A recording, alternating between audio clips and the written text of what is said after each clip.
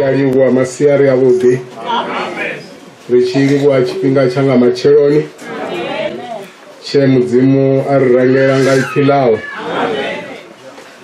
mudzimu ndi wavudi orifanira rothe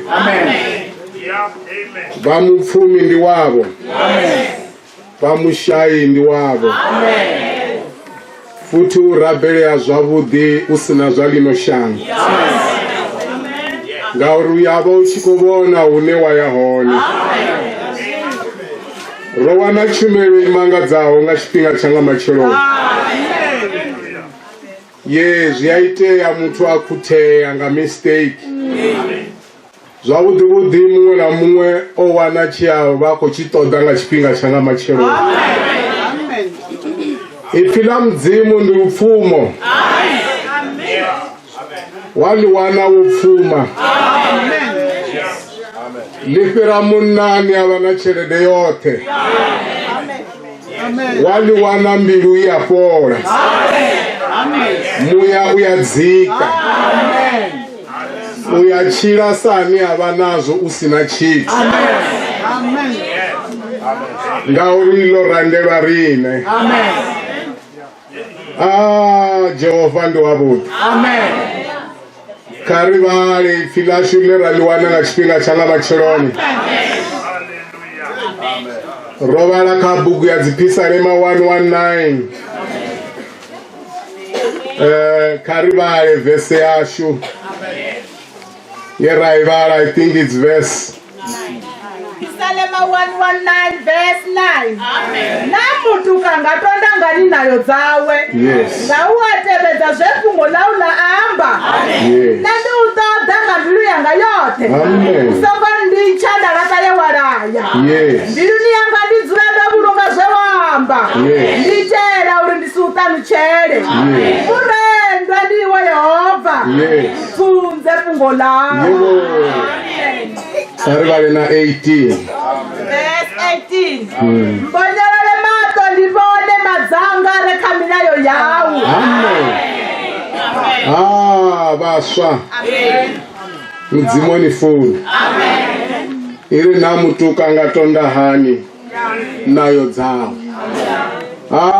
nganda Jesu ahunoronga dzitonda kunyaga Jesu bukati ya buchiro abathu baswa na bathu balwana wamuwana uyafusheya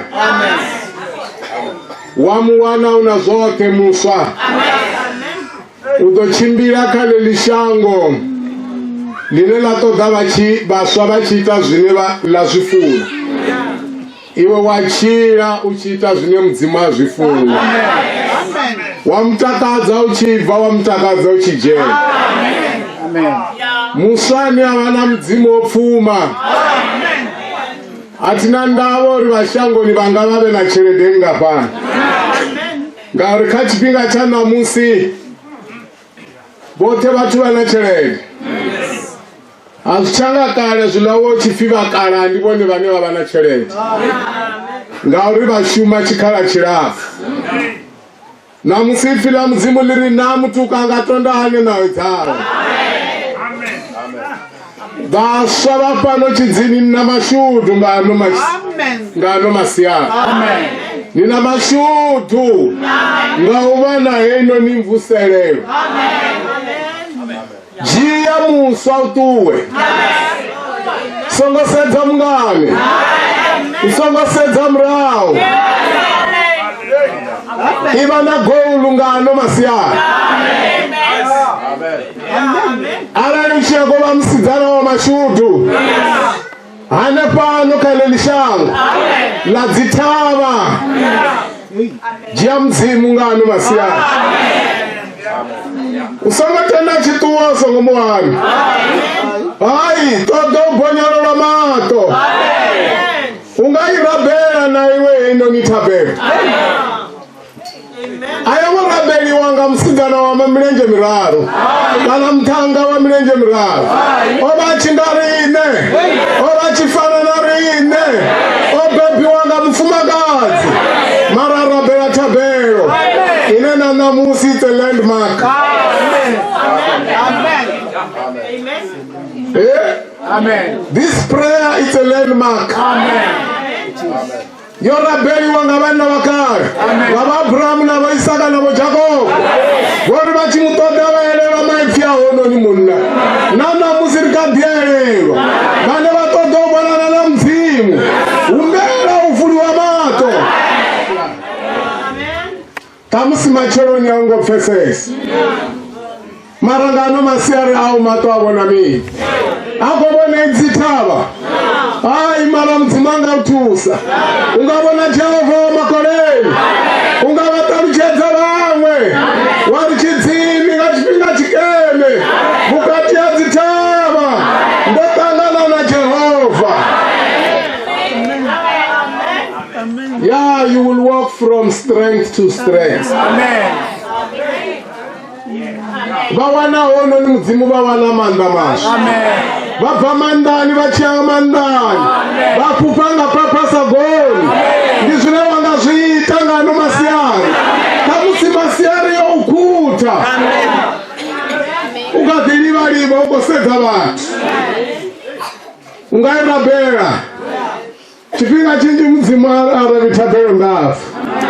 Just a short prayer is enough. Amen. Mbonyolele mato. Ndibone madzanga. Ani avamilaweni yao. Wairabera mwananga. You will go out here flying. Amen. Ya ungatodzibone dzinonitava. Dobona plani ya mzimu. Amen. Eli tilamba na iwe. Amen. Udotanga na to. Udobona zveune usatu zvibona. Dobona usatu boniwa. Oi mzimu arali anga ubonyolola mato. Karidodo vari. Amen. 119 verse 18. Yes. Mbonyolole mato ndibone madzanga rekamilayo yawo. Hallelujah. Avari valere na verse 17. Verse 17. Yes. Tendera mlanda wa uchira. Yes. Ndikona utebedza kungo. Hallelujah. Tendera mlanda wa uchi. Ndikona utobedza mulayo wa. Amen. Mulayo wa Jehova yatobedziwa vasana. Mulayo wa Jehova yatobedziwa vatanga. Wachira kalene lino shangu. Usafari chibi. Wasedza rondo wao. Zote wasitanganidza chipaka Jehova. Ngano masiari ari ahone. Ungabopa chiwopo mbiluni yao. Warika ino ni duva. Ndikangotevedzera mulayo wa Jehova. Ndivanji vane vaiteverayo umakuru na umarume. Mara hai vabalelo kupfukira panda. Namusipfira mzimu liri utevedze mulayo wa Jehova. Wautevedza udova una mashudu.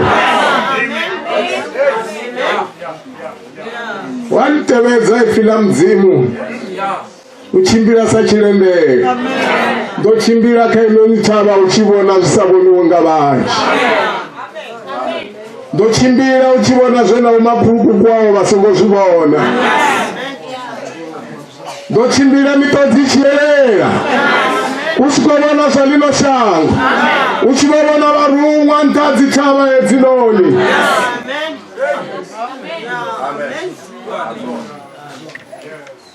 Mdzimu ndiwavudi. Navimbo lwimbiwa wapa nolari kharali ndi zvidhivi. Kharali ndi zvidhivi. Lukwemwanga mchono wa mapetseroni ya rwendo. Usichena chine cha mtakadza. Mitodzi ichiyerera. Achiri ndowesa chipinga changoni. Kave ndive ndozvidiva. If I had known. Yes. Amen. Nagondoita zvitu zvakwina. Vasongo regreta. Keidende. Yosvikira voni. Arari vangatuwa kainoni shango. Bojena kainoni dende. Vasongo wanawo mudzimani rakwamba ngaye. Vadolira chimwe chiriro tizori vadola muleri wanganyi. Vadova wana vavaimbereri vachikoimbereri. idakwara hone dove ko imbelela imuyani bachitozvipfa navone vana kutanzuri havasi valino shaka vakwembelela nani avamuchimbiri mashakanga ashu asipano ashu ndikaguru makore rikotendereka pamudhini rolindela tuwa ngari mutu abulai utovidziwa ngaine muna mzimu vakolindela vachita mini zvone kavayolima mara tsimuni yavo kavave nakona ine vadorenga chipinga vari Jehovha narwendo rwanga rukuchimbira hani arongotoketa uchira aunena mti oketawo nautuwa vangaketi einoni tende vateivona arari usina chavaita ngayo yopaterwa urivone vaite mshumo vatode mudzimu kusvika vachimuwana vasongoima ndichikorodezvi ndicherendedza vamwe vanhu navamwe vafumakadzi ndicherendedza vana vavatu vachikoitera vone ndichilidzi ndirufuno rwa mudzimu chilidzi ndi chinhu chine wachiterwa usongonchana peni ndi chinhu chine wachiterwa usina nungo na ntidze wadziita echi ndi chilidzi echi muri Davhidha uri mbonyorere mato ndivone madzanga vangairabhera ngano masiyana kavaombere mudzimu avavhure mato naidhende yesoko imisiwa aingosoko imisiwa una murero una pulani una chine chako nyako iteya una chine mudzimu ako chitoda kavantu vane vadzula pakawo mupi ukonyaka muona muvachivhura mato Sadavita orabera ori hai anga mato avona but it's not enough mvhure mato ndivone madzanga ngari ndavona tingaumere murau achazondova ndasedza murau vakarana vakekuru vakosedza ndimo namaverani vawana vukati auno nomuti mara nhasi oda chimwe chitu chine chaperecho chineve nachidiva vakekuru oda chitu chiwane chineka vachitode mirero 18 kavadirugisi fila mudzimu lichivaliwa livali kwamba navona alinyagi repetition fila mudzimu lichivaliwa kavalitanganesi kavajiye ndi muromo wa mudzimu 18 verse 10 Mirero 18 verse 10 dzina la Yehova nditava mukuma yes muvuya ushavera henepo hallelujah 11 verse 11 yes mupfumuri javela nditaka yes uri ndi muchato waukunda ngawo yes udziudza hambiri ya munhu uisa uwani yes udziviyedzesa uisa udza hallelujah kunyaga vanana vafumakadzi vadimuyedzedzawo edhende yopatela zvaruvone vadimuyedzanye na mudzimu ukoyaga vanana vafumakadzi vane vazoita U10 kamachiro ano echi ndichivoni chine vone vavona muchiro avo bhivili ndichivoni kavasedze muchiro avo vakovuchimbira hani marena linonishangoni maviri una mudzimu na satani vone vakasiya lipiyo toketa mara namusifila mudzimu liri dzina la Yehova nditava yes nditava ukuma ine vanana vafumakadzi vashavera kaya odatava namusi muchiro vukori mini miyanga muchiro vuri mini mukomana wangu Wananga uchiro burimi. Uchiro utoni pimutu. Bushaba maropa Jesu pets. Wana maropa bachira. Anepa no kaleno shango. Ya ufini tawa mkuma. Yes. Tawa mkuma. Yes, mubuya. Ushabela hene kwa kuda. Kama kude ka Jehova ngano masia. Lambi wangu machero nitamsilo wakuta. Keita wabukuma ngano masia. Kama deba kude. Tamusi abarari be mtini wabo. Kopeti fari. Bafa unasutuntatanga. Bafa unasutunazwabona na mtu wabo. Nasi ndiya bachallenja. Alali bakonyago rizime. Come to the fore. Kama diapa. Baruba Jehova ndine uno. Zure mtanu wanga siya hima. Unani atozimisa ngandaboni. Zikwete angaru zikototaboni. Zikototaboni bachitakuwa. Masiari chivangara kaina nitende. Bari Jehova ndo zifa. Na msindiko shavela kaiwa Jehova. Kuyaga wale bashavela kamzimu. Ya, bashavela kamzimu badukuda. Amen. Bashabela kamzimu badopepa. Amen. Findi tawa ukuma. Mungu ya ushabela heneko. Akuda. Amen. Kunyage ababuya. Amen. Au kunyage alufumu. Nganu masiaru kunyage ababuya. Jurimi nikabone. Unachitu cho diswa wapo. Amen. Awakara bongo soko nata tsherete. Bodisane lipi. Balitenda lidoba shumera. Balitenda lidoba lamrera. Ngari nditawa ukuma. Eli lipirana bo malume. Lipirana bo makazi. Lipirana bo kotsi munene. Bali wana bo wana mzimu mukuma. Yes, nditaka.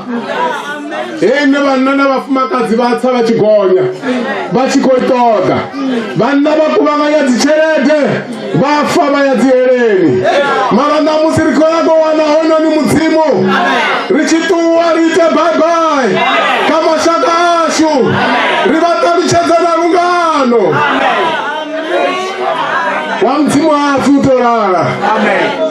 Realnesa. Yes, nabana riababuza. Urai bananga nelanga duwa nonoshika. Mtendereni ndifuruwe. Baiba imbera ruimbo. Bapeta bafuruwa. Nabana basarabe na chikorodo. Urai ni ashiboro bachituwa barimbera na ruimbo. Masiari abuge. Masiari onaka. Ribukati ataba bukuma. Ya, satutunga mutu. Yes. Ufumu ya ushabela hene. Kama shabela ngano masia. Lopanga macheroni. Kamusilo wakuta. Wotoba wapu wachilo chipinga. Kama shabela. Kama shabela ka Jehova. Kama tonde mzimu. Mzimu mukuma. Rangarama. Musiki walitadulu na lipasi. Masiari abudi. Masiari amanaka. Zumbulo chapter 22. Rivale 13 and 14. Zumbulo 22. Refer to Amashudu. Zumbulo 22 verse 13 and 14. Yes. Nime ana o. Yes. Nimurangi na mkunyerezi. Yewo. Ndimatomo na bufero. Yes. Mashudu mananzongu wazabo. Amen. Muri batotendero la muri wa uchiro. Yes. Na ujena ngazikoro. Hallelujah. Chira upeli pano. Unazimwe koro za special. Rikuako jena. Nga gete zine zapi the pearly gates. Mimu ya yotambao ina uzuro. Wabo wote itisahari. Une wabana suchele zalino shango. Uwe wabana suchele zalino shango. Aya ucheni nga hoyo muti. Beba ubona bo ulire. kubwera balala izina lizitaba ngauri babona oyu muti uri ndine ana murangi na mkunyeredzi. Yes, ndine matomo na ufero mashudu batanzwaho ngubo zabo ngano masiari ungatanzwa ngubo zabo. Yes, ngano masiari bangatanzwa ngubo zabo. Ndinyana kuya kutanzwa ngubo zabo. Unadzopa apa lotanza mashika fibana mashudu ifila mzima lina mswaso lichiri bana mashudu liyo alikwambori bana mashudu kala obo imamu ngomprofita arino bana batata mashudu bana na bafumakazi badobo nolana kazitumbu mara ifila mzimu liya masusiporaho uri mashudu bana batanzwa ngubo zabo uko nyageo ritanzwa zingubo ngubo za uchiro ngubo za mimwe yashu genda yopatelo ribana na bafumakazi badotanzwa ngilome kilo rondelo mimwe yashu ngano masiari kariba imbelele luimbo haleluya tabo tenda wangweli wasibi tenda wana uketwa tenda wana ndoleza mandami ya mketwa. Haleluya karimbele haleluya Jesu ndo wabuti. Haleluya haleluya mashudu watanzwa ngubo zabo mashudu watanzwa ngubo zabo. Haleluya mashudu watanzwa ngubo zabo. Kama jene chisimani kama tenda utanzwa ngubo zabo kama tenda utanzwa ngubo zabo kama